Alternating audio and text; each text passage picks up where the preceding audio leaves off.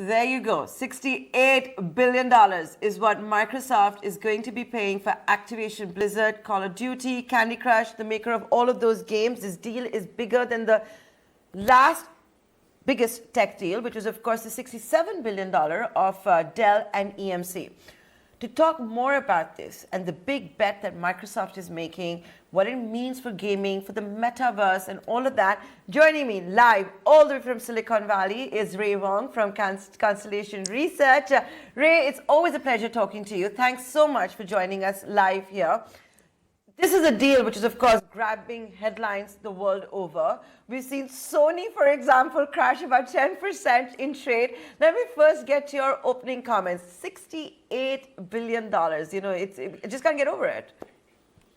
This is one of Microsoft's biggest deals, but the reason the bet is being made is for a couple reasons. It's cloud, it's gaming, it's also the metaverse economy. The entire enterprise metaverse economy rests on building some of these platforms, and this is a huge move and a huge shift in the market. Gaming software companies, along with media and movie studios, are great places to build a platform for the metaverse economy, and Microsoft has the hardware aspect through HoloLens. They also have the capability now in terms of building the platforms that are required, and of course the studios that drive everything from NFTs to digital goods, assets, metaverse worlds, and that's what they're going after. And this is really going after metaverse platforms to rival Meta, Apple, Epic, Unity, Roblox, and others. So while we have Facebook just changing its name right now to Meta, would you say that Microsoft has the edge now? Is that one way to look at it? Yeah, Microsoft definitely has the edge, even though they've lost hundreds of developers to Facebook and other companies along the way. But you have to own the content. You have to have the gaming platforms, and you have to have the users that are on board. And right now, if you look at Xbox, Xbox has 25 million users on their Xbox platform for Game Pass. And that's part of this. It's also building the category in terms of having the users, but it's more important about creating the titles and platforms and worlds. People already have avatars from their games. People will be able to reuse that into other worlds, and this also gives an edge. We talked about earlier, for example, Google Cloud Activision was running everything on Google Cloud. Now they've got a great customer that's going to put their workloads and capabilities on Microsoft Azure, and you can expect that in the near future. And so this is really about the ability to actually build the worlds, get the subscribers, and then of course there's a bunch of use cases in the metaverse that are important. We have 43 enterprise use cases that we're looking for, and Microsoft can play in 38 of them, anywhere from the future of work and employee experience in collaboration and meetings, recruiting and talent, onboarding, training and learning, internal communications, digital twins, and also in commerce and customer experiences, such like advertising and search. This is going to skyrocket their advertising business, marketing, sales, commerce, customer service and support, live events, and of course on the gaming side. And all of this by just paying 3% of the current market cap, right? That's another way of looking at it. Microsoft's market cap is $2.3 trillion. This acquisition is 3% of that.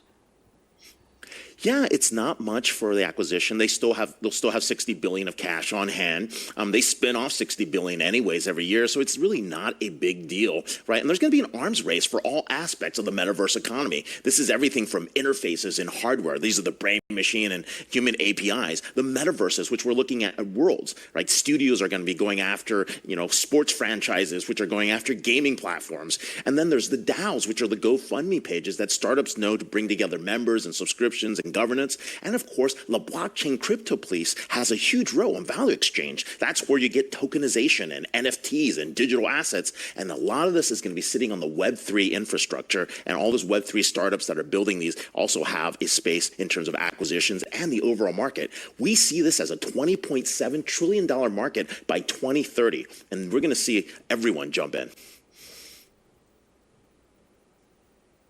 One second. Did you say $20 trillion? $21.7 trillion by 2030. Let's take a look and put that into perspective. The 604 publicly traded tech companies are worth today less than 25 trillion, right? Probably 24 given the route today. But when we think about what's going on, the global GDP is around 80 trillion, right? This is going to be 1/4 of the world's GDP.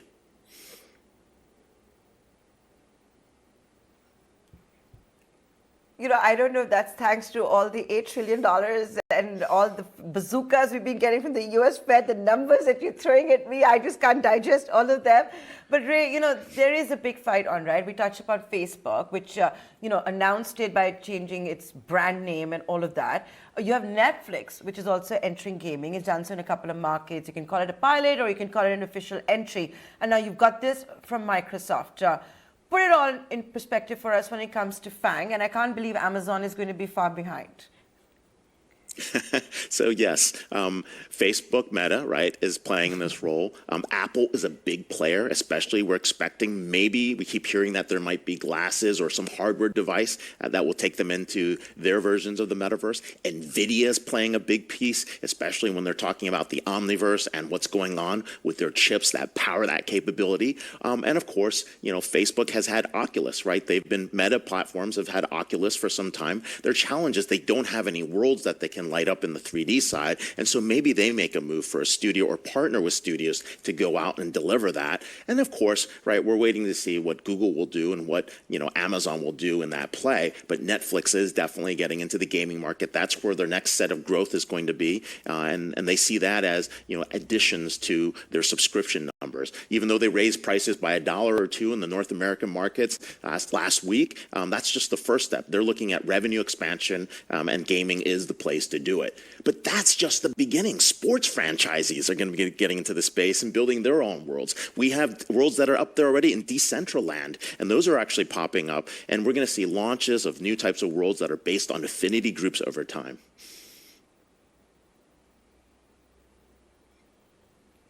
So let's talk more about that. Like for example, Mark Cuban invested in one of this blockchain giant, crypto giant from India called Polygon, which was considered to be a really proud moment. So tell us a little more about how sports franchises and Web3 will work from here on. Yeah, so we have to look at Web3 as the underlying infrastructure. Those technologies are allowing the decentralization. They're powering the creator economies that are allowing artists and brands to get out there. You can see big companies like Walmart said they're jumping into the metaverse. Retail brands are going to be jumping in as well. They see it not just as shopping, they see it as advertising, they see it as a place for creating new experiences for their subscribers. And so when you look at what's happening for the DAOs that are actually there, they're creating groups that are focused on specific interests. There might be a luxury DAO. There might be a travel DAO. There might be DAOs that are related to folks' personal experiences or learning or training. And we're going to see those types of affinity groups pop up, just like we did, when we saw early web commerce, right? This is like the early days of where we were in the internet. We don't know which browser is going to win. We don't know which commerce sites are going to win, but we're at the beginning and there's a massive land grab. People are trying to integrate everything in the stack, from the interfaces, the metaverses, the DAOs, what's actually happening with value exchange and crypto, and of course, what's going on Web 3.0.